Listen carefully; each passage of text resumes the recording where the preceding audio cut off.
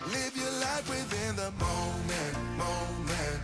And don't go. Hi, I'm Claire. This is my husband Andy and our dog Henry. In July, we started living full-time out of this 2005 Freightliner Sprinter van that Andy had custom made for us. After 5 years of the 9-to-5 grind, we decided we wanted to try something new. So we ventured off on a year-long break to see as much of the United States as possible. Join us in our attempt to visit all 50 states in the next 12 months.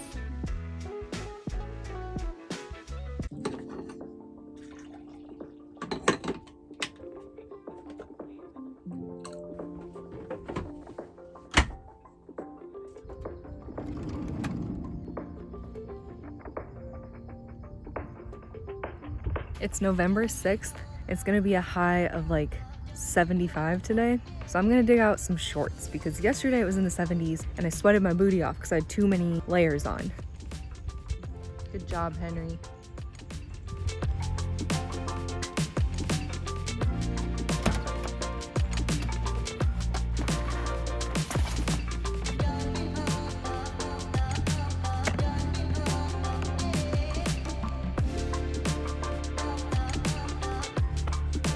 We arrived in the state of Delaware pretty late in the day, and we pulled into our campsite after the sun had already set. The next morning, we got to enjoy our coffee with the back doors open because we were in the middle of a freak heat wave.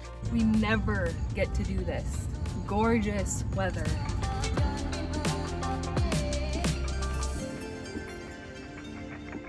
Hi! What do you think, Henry? They're bigger than you. After exploring our camp and checking out the animals, we moved on to Dewey Beach to enjoy the sunshine.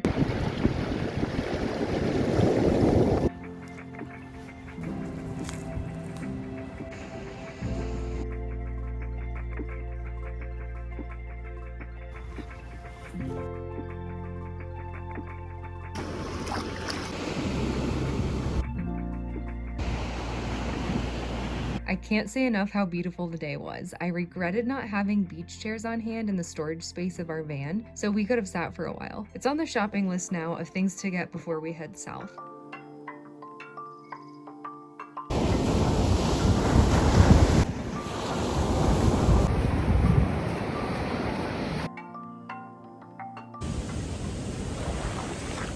Ooh, chilly.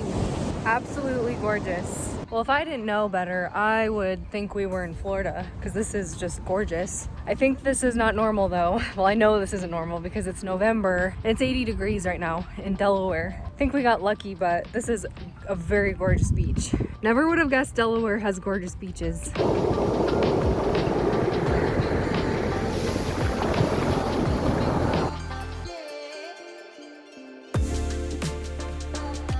On the way out of town, we stopped to fill up the propane tank and then we crossed the bridge into Maryland, where we got to enjoy the most beautiful sunset.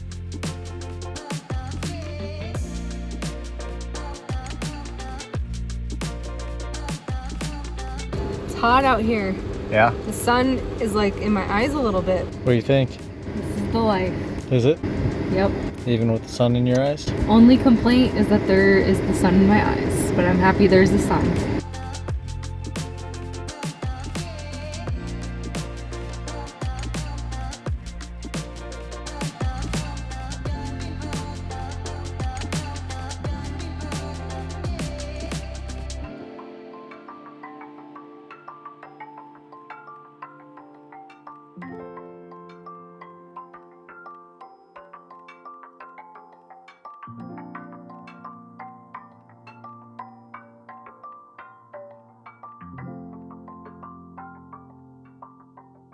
What do you think?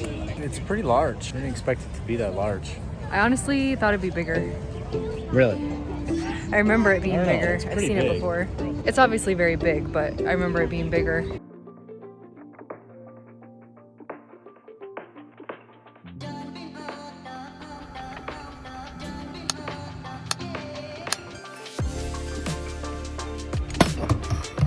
Oh my gosh, we slept so bad last night. We made the mistake of parking for the night in a truck stop, which we've actually had really good luck with every time we've done that. But this particular truck stop was super busy, like jam-packed with semis. So I actually fell asleep at like a decent time last night, which I've been struggling with. I fell asleep like at 10 o'clock. And then at about 1:30, this semi had like pulled behind us and basically got himself stuck in this little like crevice of the parking lot and couldn't get by us. So for like 10 minutes, I just was hearing him struggling because, you know, semis make noises. And finally, I just like peeked out the window because I was like, what is going on? And right then he knocked on the door and asked us to move, which is fine. Like, it's an honest mistake, but that had taken like a solid 10 minutes. So I was awake by that point. Finally, I dozed off. I conked out at about 5 o'clock. And sure enough, at about 5:30, a car alarm went off right next to us for about 5 minutes. And I finally just said, okay, universe, I am awake. There were two things that really caught our eye in the state of Virginia. We went down to Roanoke to see the Mill Mountain Star, which is the world's largest man-made star.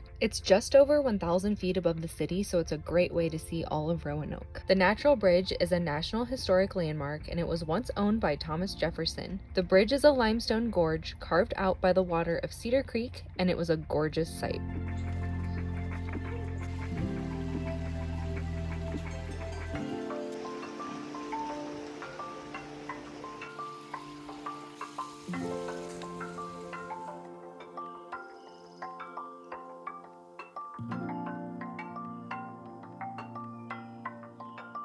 Thank you.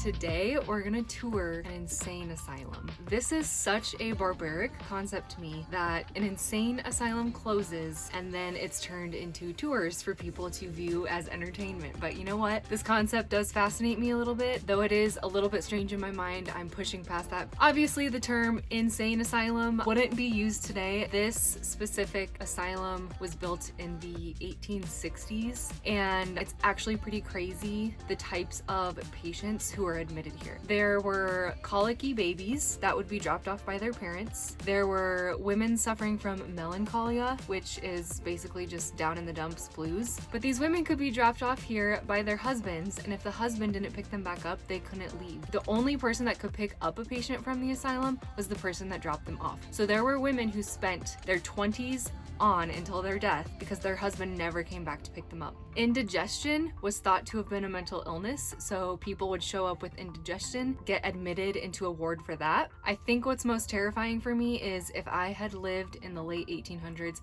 I would absolutely have been admitted here. This institution housed people of all ages, from infants. There were infants that were born in the facility up through geriatrics, elderly people who passed away here. It started out where a patient was admitted, they were given their own room individually, all by themselves. As time went on, it got so overcrowded that there were up to 3 beds in the small rooms at once, and then there were also times where an entire ward would just be bed to bed to bed all the way down the hallway throughout the room. What's interesting to me is this institution did not close until 1994. That's the year I was born. So now the only question is, if Andy dropped me off here, would he have come back for me? This is a windowsill where patients would sit and scratch their nails into the wood, leaving deep, permanent lines and patterns.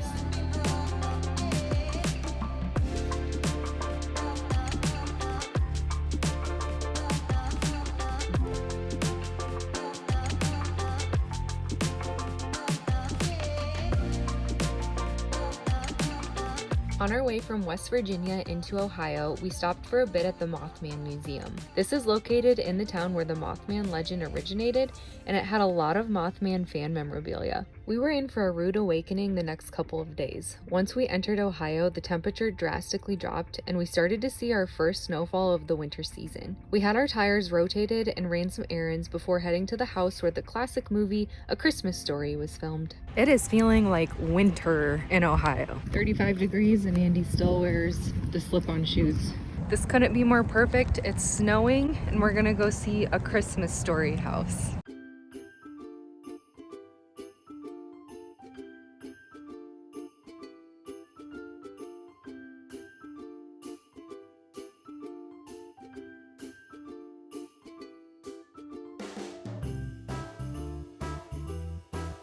Oh my gosh, I am so embarrassed. So we're waiting outside the house for the tour to start, and there's a guy with a camera and a mic, and he started talking to us, and he was like, I'm actually here with NBC, can we interview you before the tour starts? Like, we're just doing like a little special on the house. And Andy freaking throws me under the bus, makes me do the interview. I felt so dumb. I just was like spewing whatever words came into my mind. Oh, you did good. Honestly, Yeah, you did fine. You got really, that was so awkward. you got a little awkward when he asked how far we traveled. I didn't know. Which is a tough question to answer for us. I literally just kept thinking the whole time, I was like, just pretend you're in front of your classroom talking to your students. And that did help a lot, but I still just, every time I would like finish an answer, I'd just look at the guy and he would just be like staring at me waiting. And I'm like, okay, I'm done talking now.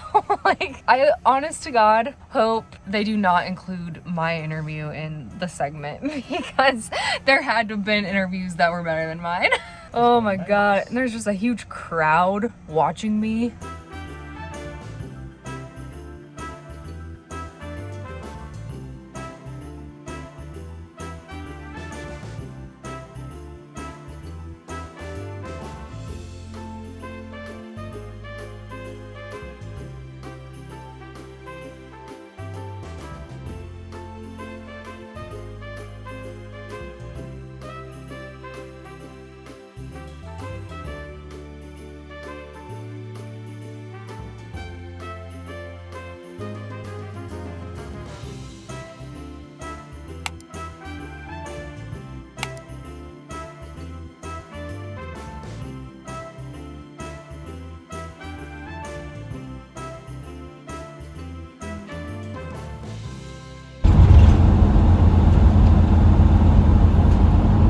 Snowing! We're gonna run in the snow later, Henry.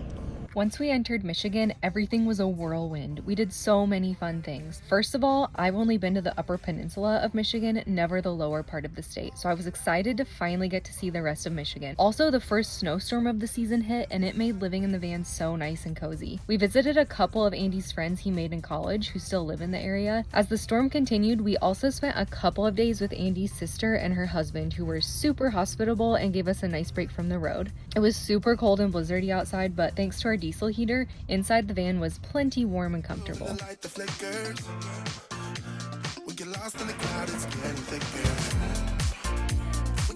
Get away from the drinks and chatter. Haven't said a word, but it doesn't matter. Feel the air get thinner. Standing in a blurry green. One of my favorite parts of visiting Michigan was I got to see Andy's college. Which room was yours? The bottom, like the bottom window on the right. The bottom window on the right? Yeah. I've heard so many stories over the years, and I finally got to see where it all happened in real life. We're trying to warm up the back so the battery doesn't freeze. The battery freezes, it's dead. Doesn't work anymore.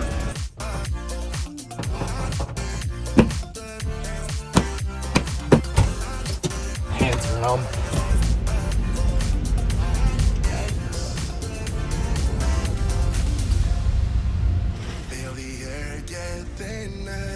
The final stretch of our travels was going from Michigan to Iowa, and at this point, vehicles were in ditches, there were lots of accidents, and we had to do a lot of extra waiting around on the highway just for traffic to clear.